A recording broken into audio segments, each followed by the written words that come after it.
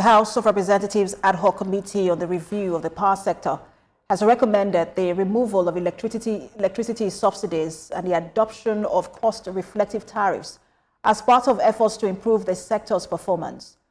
The committee also urged the federal government to allow the provisions of the Electricity Act 2023 to take full effect, enabling state regulators and policymakers to play a greater role in driving electricity markets within their jurisdictions. National Assembly correspondent Joke Adisa reports.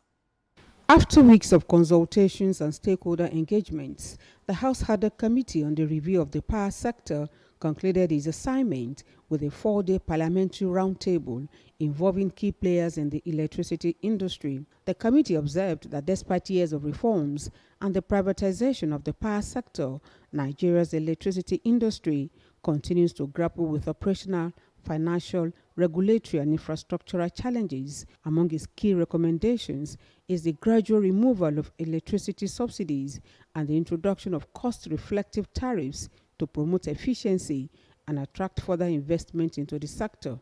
Electricity infrastructure should be designated a national asset by law, thus making tampering with it to attract criminal liability enforceable by the state, not merely as it currently stands as civil action by discourse.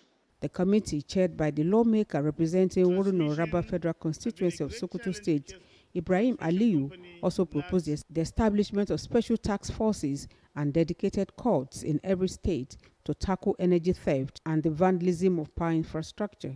The unbundling contract law stipulates that non-performing discos should have their licenses revoked after 5 years.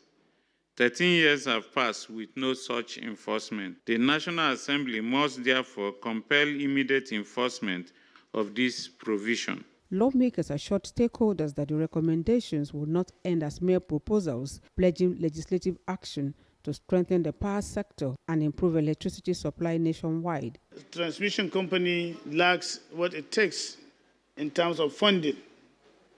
And I believe what we have discussed here have exposed the fact that if we want to get it right, we must fund the transmission company to ensure that they are able to put in place all that is required to ensure reliability in the sector. The committee further stressed the need to revisit aspects of the Electricity Act to provide stronger legal backing for the prosecution of energy theft and vandalism, while also recommending the deployment of drone technology to monitor critical power infrastructure.